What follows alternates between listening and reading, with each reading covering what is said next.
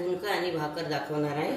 त्यासाठी बारीक चिरलेला आहे आणि तेल गरम झालं आहे, त्यामध्ये थोडं जिरं घालते, जिरं तडतडलं, थोडा हिंग घालते, कांदा बारीक चिरलेला कांदा घातला आणि आता हिरव्या मिरची घालते।